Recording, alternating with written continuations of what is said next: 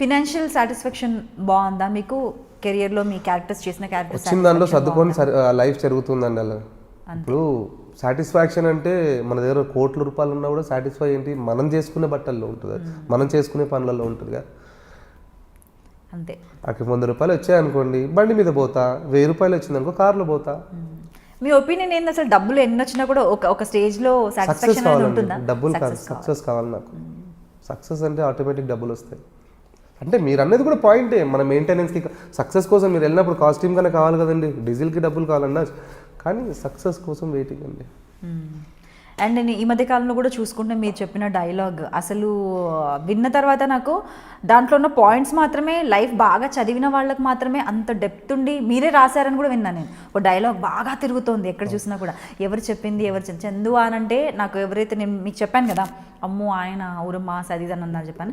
At the same time తను చాలా మంచివారు కూడా, హెల్పింగ్ నేచర్, కొంతమంది సో అండ్ సోకి కొంచెం హెల్ప్ చేశారు, అండ్ తన డైలాగ్ ఇలా ఫేమస్ ఉంది అన్నారు. డైలాగ్ అంటే ఓకే, నేను రీసెంట్గా మనం షోలో కూడా చెప్పాను కొన్ని అంటే ఓకే ఫైన్, నేను మళ్ళీ ఒకసారి చెప్తాను డైలాగు. అంటే ఆ డైలాగ్ రాసుకుంది ఏంటంటే సొసైటీ గురించి రాసుకున్నానండి నేను. డైలాగ్ సొసైటీ కొంచెం డెప్త్ ఉండేలా ఉందని రాసుకున్నాను.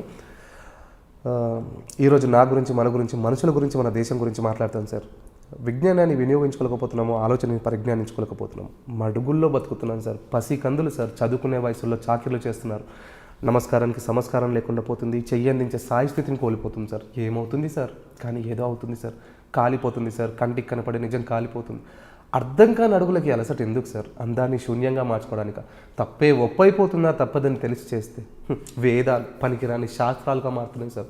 సుఖం కోసం వస్త్రాలని చెప్పుకునే కామ క్రోధులం అవుతున్నాం సార్. సార్ మనిషి పుట్టుకతో సంతోషాన్ని కలిగిస్తుంది సార్, చావుతో దుఃఖాన్ని కలిగిస్తుంది సార్. కానీ ఈ రెండింటి నడుమ చాలా దాగుడుమూతలు ఉన్నాయి సార్.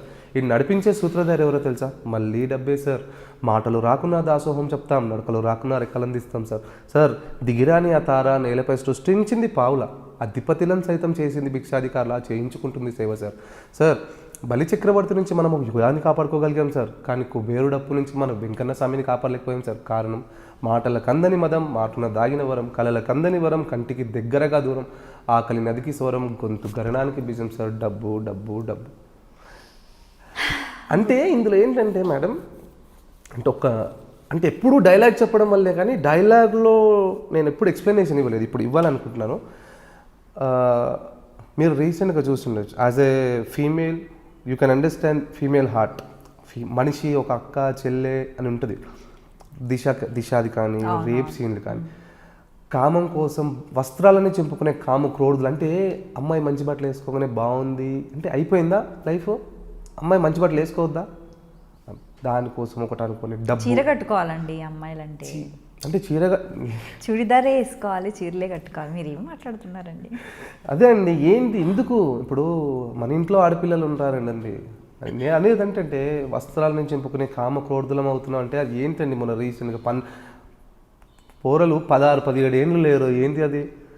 అలా కడుపుకోత, తల్లి కడుపుకోత, అదొకటి. అంటే కొన్ని దృష్టిలో పెట్టుకుని డబ్బు రిలేషన్షిప్ అండి, ఒక అన్న తమ్ముడుని డబ్బు గురించి ఒకటి, సొసైటీలో డబ్బు గురించి అది అనుకొని రాసి. అంటే ఇప్పుడు ఇంకోటండి, డబ్బున్నోడికి అనుకోండి, నేను డైలాగ్ చెప్పా, నడకలు రాకున్నా రెక్కలు అందిస్తాడు. అంటే ఒక హ్యాండిక్యాప్ ఉండి వాడు ఒక కోటీశ్వరుడు ఉండనుకోండి, మనకు చెప్తాడు, బాబు పోమ్ మా బ్యాగ్ తీసుకొనిరా, ఈడు నా బ్యాగ్ తీసుకురంటాడు, ఒక కట్టిస్తా బ్యాగ్.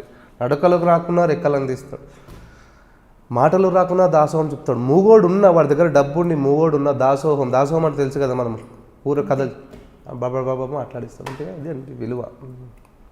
సో అలా అనుకున్నాను. దీంట్లో ఏదైనా లైన్ తప్పు అని ఉంటే సారీ, ముందే మీడియాకి సారీ. అలా అని కాదంటే ఎక్కడ నా క్వశ్చన్ ఏంటంటే, అంటే ఎంత లైఫ్ ఎక్స్పీరియన్సెస్ని బట్టి వస్తాయి అవి, డెప్త్ ఉన్నవన్నీ కూడా ఇలాంటివి. ఈ డైలాగ్కి నా ఫ్రెండ్ హెల్ప్ చేశానండి, రోహిత్ రాజ్ అని. అంటే వాడికి ఏంటంటే చెప్పాడు, వాడు ఒక 2-3 సాంగ్ కాన్సెప్ట్ చెప్పాడు. నేను ఈ దిశాది యాడ్ చేయమని చెప్పాను, అండ్ ఫైనాన్షియల్ యాడ్ చేయమని చెప్పాను. కొన్ని రాశాడు వాడు, ఇది యాడ్ చేద్దాము. నన్ను ఎంతసేపు విలన్గా అనుకుంటారు, మనకంటూ ఒక సాఫ్ట్ సోల్ ఉండాలి, చూపించాలి, అది నేను చెప్తేనే బాగుండాలని కూడా చెప్పాడు వాడు. ఈ డైలాగ్ కూడా నేను నైట్ 9 midnight ప్రాక్టీస్ చేశాను. సో కొన్ని అనుకున్నాను, చెప్పాను. అంటే ఇందులో కూడా ఏమైనా మిస్టేక్స్ ఉంటే రియలీ ఐఎమ్ సారీ. ఎవరిని దృష్టిలో పెట్టుకొని చెప్పట్లేదు, సొసైటీకి చెప్పాలని చెప్తున్నాను అంతే. సో ప్రజెంట్ వచ్చేసి సీరియల్స్లో ప్రేమ్ నగర్ ఒకటే చేస్తున్నారు కదా. ప్రేమ్ నగర్ త్రినేని ఒకటి కమిట్ అయ్యానండి. మన జీ తెలుగు త్రినేని వస్తుంది కదండి, అది కమిట్ అయ్యాను. సో ప్రజెంట్ వచ్చేసి ప్రేమ్ నగర్ చేస్తున్నారు కదా, దాంట్లో వచ్చేసి ఇది గ్రేట్ యాక్ట్రెస్ వాణిశ్రీ గారు. అవునండి. సో ఆవిడతో చేశారా అండి మీ కాంబినేషన్? లేదండి, అవకాశం దొరకలేదు. మేడం ట్రాక్, అమ్మగారు ట్రాక్ అయిపోయిన తర్వాత మా ట్రాక్ స్టార్ట్ అయింది. సో చేసే అదృష్టం అంటే నేను అదృష్టంగానే భావిస్తాను, ఎందుకంటే అంత పెద్ద ఆవిడ మా సీరియల్ చేసిన దాంట్లో మేము చేస్తున్నంత కాబట్టి డెఫినెట్లీ.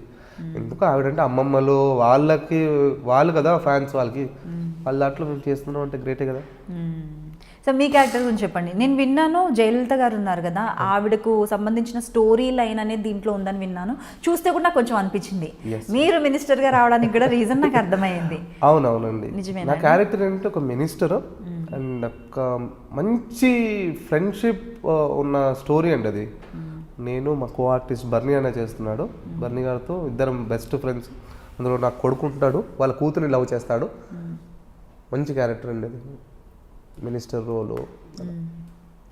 సో ఫ్యూచర్లో ఎప్పుడైనా కూడా సాఫ్ట్ రోల్స్ చేయాలంటే, మీరు అన్నారు కదా ఒక కూతురి ప్రేమ, తండ్రి కూతుర్ల ప్రేమ అనుబంధం కూడా చూపించాను, ఏడిపించాను అనేసి, ఫ్యూచర్లో అలాంటి క్యారెక్టర్స్ చేయాలని డ్రీమ్ ఏదైనా ఉందా? చాలా ఉంది అండి. నాకు ప్రకాష్ రాజ్ గారిలా చేయాలని చాలా ఇష్టం అండి. ఓకే, ఇటు నెగిటివ్ అటు పాజిటివ్, ఒక మంచి తండ్రిలా భర్త. సూపర్, అలాంటి క్యారెక్టర్స్ ప్రకాష్ రాజ్ గారిని ఎక్కువ ఇన్వాల్వ్ అవుతూ ఉంటాను. అంటే ఆయన చేసినలా చేయను, కానీ ఆయన చేసిన క్యారెక్టర్స్ ఇలా చేస్తే ఏంటండి, ఆయన తండ్రి కానీ ఫ్యాక్షనిస్ కానీ, అంతఃపురం ప్రకాష్ రాజ్ని చూసారుగా, పరుగులో తండ్రిని చూసారుగా, ప్రకాష్ రాజ్ పోలికే ఉండదు అసలు, ఒక క్రేజీ. ఆయన ఒకటి నేను ఎక్కువ ఇన్స్పిరేషన్ తీసుకుని, ఆయన ఒక సత్యప్రకాష్ అండి, విలన్ సత్యప్రకాష్. సో ఆయనలా చేయాలని మనం అప్పుడప్పుడు అంటుంటారు లేండి, మనం ఇచ్చే ఎక్స్ప్రెషన్స్కి చాలా చేస్తున్నాను. చాలా మా రోజు భోజనం చేయను ఇంకా. అంటే మేబీ మీ ప్యాషన్ బాగా యాక్టింగ్ అంటే చాలా ప్యాషన్ ఉన్నట్టుంది. ఒక్కసారి మీరు అన్నట్లుగా ఒక్కసారి సీరియస్గా అండి, ఇప్పటికైనా ఒక్క సినిమా అండి 2 సీన్లు చాలు. అంటే ఎందుకు ఇంత కసిగా అంటున్నానంటే, నేను చేసిన సినిమాలు బయటికి రాక అండి. నేను చేసిన సినిమాలు అండి, అంటే ఒక సినిమా చేశాను, అందులో ఒక మొత్తం సినిమా చేసాను బయటికి రావట్లేదు, అందులో ఒక క్యారెక్టర్ చేశానండి. నా క్యారెక్టర్ ఎలా ఉంటుందంటే, ఒక పొగరబోతు, పీక్స్ పొగరబోతు. కార్ వచ్చాయి, నేను ఇంట్లోకి వచ్చినా కానీ ఇంట్లో గడప లోపల కాలు పెట్టేసరికి నాకు స్మెల్ వచ్చేస్తుంది, ఏదో చెడు జరిగింది ఇంట్లో అని. క్యారెక్టర్ ఏంటంటే, తల్లి ఇటు కూర్చుంటుంది, తండ్రి అటు కూర్చుంటాడు. తండ్రి ఎంత పిచ్చి అంటే, నాకు తండ్రి కోసం తల్లిని చంపేస్తాను నేను. అంటే ఏంటి నాన్న అంటే, అమ్మ నాన్నని అంటుంది. నాన్న రెస్పాన్స్ ఉండదు, ఏంటి నాన్న చెప్పు అంటే, అమ్మ అంటూ ఉంటుంది, మీ అయ్య ఒక ముండతోని తిట్లు తిట్టించుకొని వచ్చాడు అని. ఇంత మాస్గా రగ్గడ్గా ఉంటుందండి. సారీ అండి, నేను క్యారెక్టరైజ్ చెప్తున్నాను అంతే అండి. అనంటే ఇక్కడ వినను నేను, ఇక్కడ ఏం నాన్న చెప్పున్నాను ఇంకా తిడుతూ ఉంటుంది నాన్న, గంది సమ్మని కాల్ చేయడం. వెళ్ళేసి నేను వెళ్ళి, అమ్మ లే అమ్మ తప్పైపోయింది, లే అని చెప్పి మళ్ళీ ఒకటి, నా అయ్యని ఎందుకు తిట్టావని కొడతాడు తప్పితే ఆమెకేమో అయిందని కొట్టాను. మళ్ళీ ఎందుకు తిడుతున్నావు, లేచి చెప్పు నాకు. మళ్ళీ కొట్టి మళ్ళీ సారీ అమ్మ గిఫ్ట్ తెచ్చాను, శారీ కట్టుకుని రా అమ్మ ఫంక్షన్కి వెళ్దాం ప్లీజ్ అమ్మ లే అమ్మ. లేచి మళ్ళీ నాన్న కాలర్ పట్టుకోవడం, నాన్న కాలర్ పట్టు నీకోసమే అమ్మని చెప్పా, కానీ నువ్వే నాకు కింగువి.